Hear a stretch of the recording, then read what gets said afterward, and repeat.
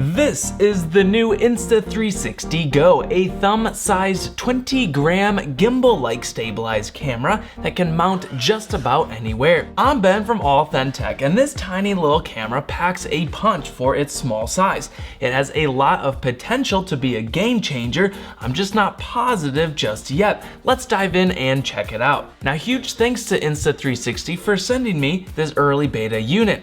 All links for more info and pricing will be down below. Now, firstly, I'm not sure if we can actually call this an action camera, though it sort of feels like one sometimes. However, you'll notice throughout this review, it's not truly meant to be a direct GoPro or action camera killer in all areas, just a few. For example, we'll do a stabilization side-by-side comparison test, which produces some really incredible results.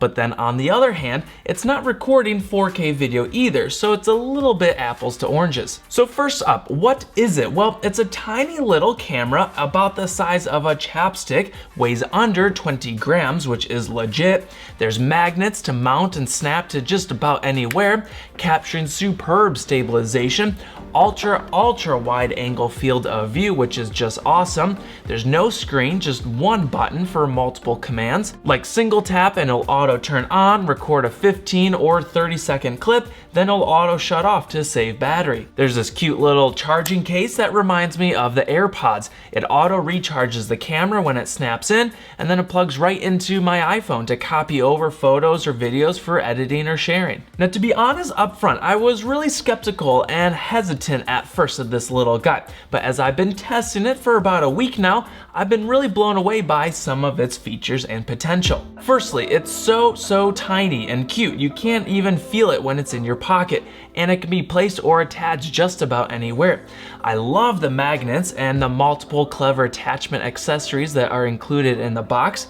They make it fast and easy to stick anywhere and record, allowing your hands to be free and enjoy the memories or adventures without the camera getting in the way. I'm loving that ultra wide angle field of view. It creates this very immersive perspective, making you feel like you're right there in the moment. We've been conditioned to shoot and share short form storytelling clips to Instagram and other socials. So I'm actually kind of liking this idea of preset clip durations. At first, I was a little hesitant, like, hey, what if I need to shoot a 2-minute clip of this scooter action shot or whatever? And sure, there's definitely going to be times when I'll still need to grab my 1x360 camera or maybe my GoPro for high-res 4K footage. But then there might be other times when 1080p is good enough for either me or you, and especially for the social medias, you can't even tell, it still looks good quality.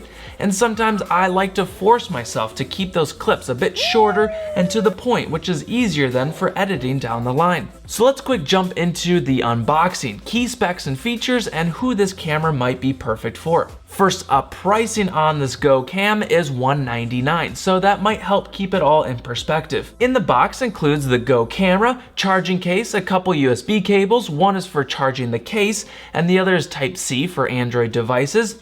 Otherwise, if you have an iPhone or iPad, well, the case will plug right in via the Lightning connector. Also included is a few mounting accessories like the magnet pendant, easy clip, angle wedge, sticky base, and a pivot stand with base. Again, I'm weirdly obsessed with magnets, and I love how strong this magnet is inside. The Go easily snaps into these different attachments. It feels strong enough that as I dangle it on the pivot stand at the end of my selfie stick while racing down the road on my electric scooter, I actually feel pretty confident it'll stay in there securely. I've also enjoyed snapping the camera in and out of different mounts while on the go. This is good for capturing different angles and a variety of shots semi-effortlessly. I like the pendants that I can wear it like a necklace, tuck it underneath my shirt, then the camera can snap to the outside of the shirt just like it's floating there midair. This is a nice first-person perspective, allowing my hands to be free for riding scooters or whatever the adventure might be. On the camera specs side, it records 1080p HD video. The lens is super wide angle, both tall and wide.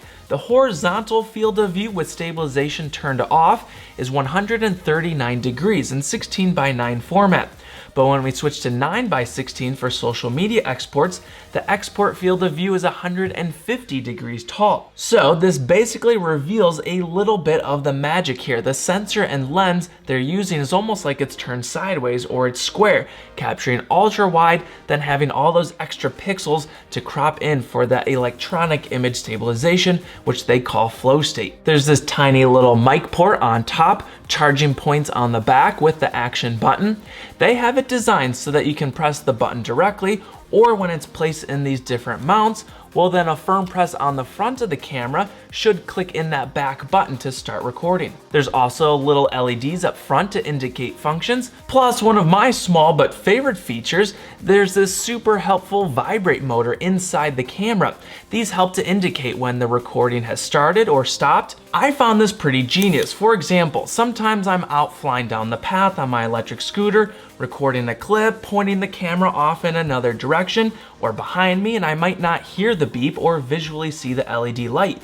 But that vibration motor will send that nice little vibration down the selfie stick into my hand, and then I'll feel when the clip recording is complete. It's a sweet little touch, and now I kind of want all action cameras to have that haptic feedback motor built right inside. This charging case is awesome too. It has this little plastic cover for protection. I love the strong magnets that suck it right into place. It auto recharges wirelessly, plus a little LED indicator for battery life remaining. I like that integrated lightning connector, so even though we have to copy files over to our phone, at least they made it semi-easy. We can connect it, copy them over in the app, or in the settings, we can have it automatically copy the files over or auto delete the files afterwards as well to keep space always open for new clips on the go. They say that the charge case is good for about 200 clips on a full charge.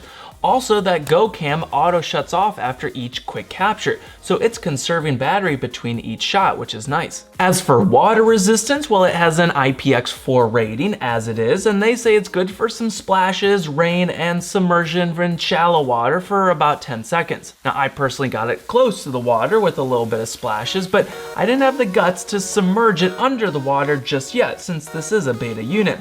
I'll save that for when maybe they can send me a few spare units to play around with. There's also Bluetooth low energy built in, so from the app we can control the camera settings and start and stop recordings. As of now, I don't think we can live preview the video feed, but I found since it's a super wide angle, it's more of an aim roughly in the right direction and you should be good type of system. With just one button, there's 4 different modes we can shoot in, plus a few more when connected via Bluetooth. When the Go is turned off, a single tap will instantly turn on, start recording a 15 or 30-second video clip, and we can set that in the app. Or when it's turned off, hold the button down for just a couple seconds and you'll enter into standby mode. From here, single tap to snap a photo.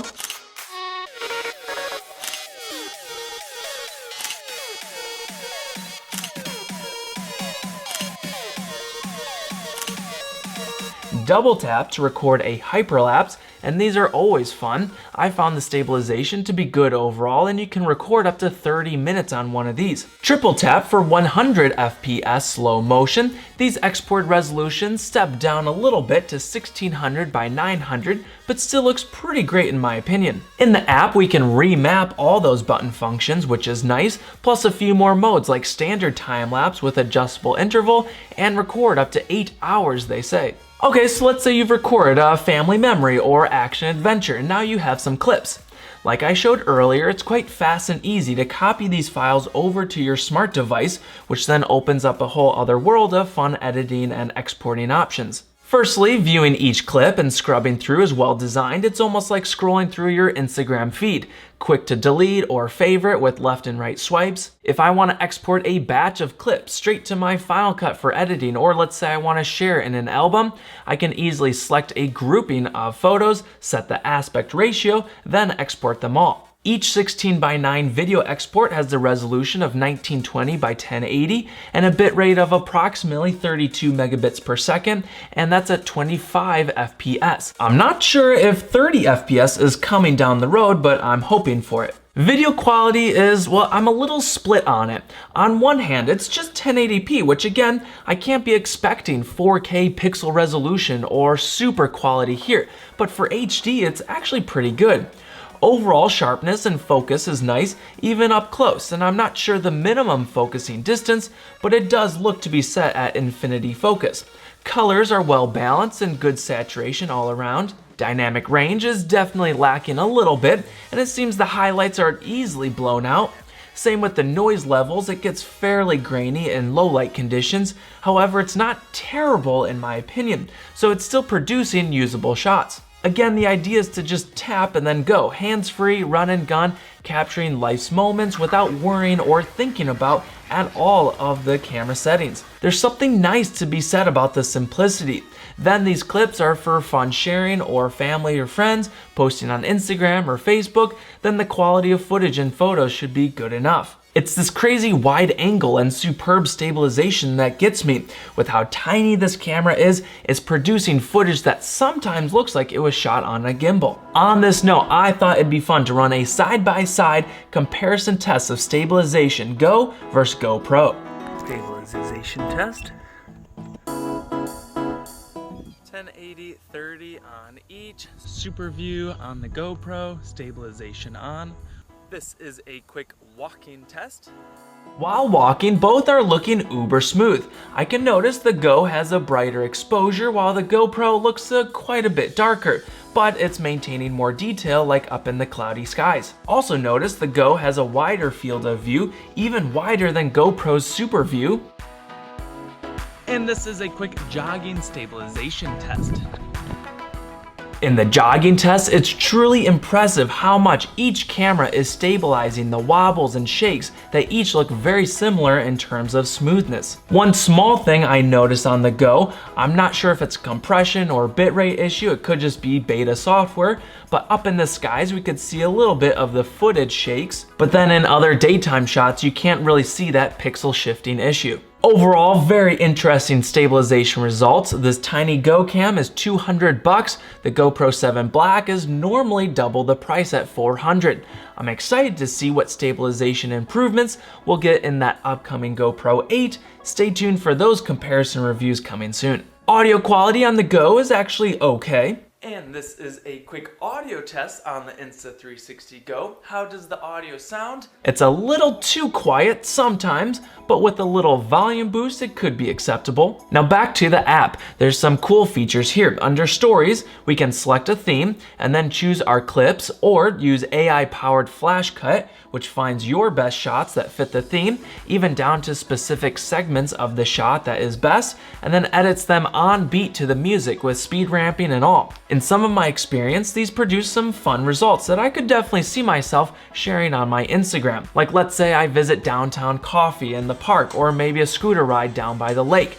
They did a nice job of making it simple for me to cut the clips together automatically, or if I want more fine-tuned customization, there's a ton more creative controls under my stories like playback speed, filters, exposure adjustments, splitting, trimming, cutting clips, and a lot more. So all in all, like I said in the very beginning, this tiny little camera, though I was hesitant at first, actually has some pretty cool potential. I very often get questions from my viewers asking me, hey Ben, I don't need 4K res or my computer can't even handle 4K.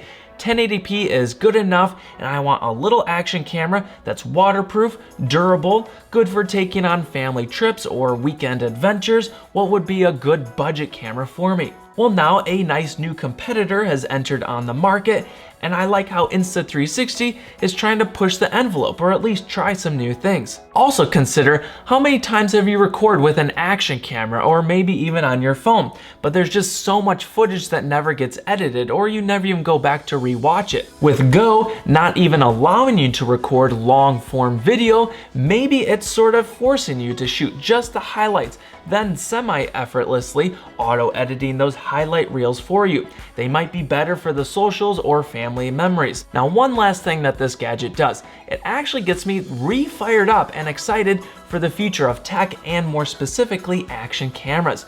For so long, the form factor hasn't really changed. Just look at the very original GoPro Hero. That chunky little cube basically looks the exact same as the GoPro nowadays that's just about to release 15 years later.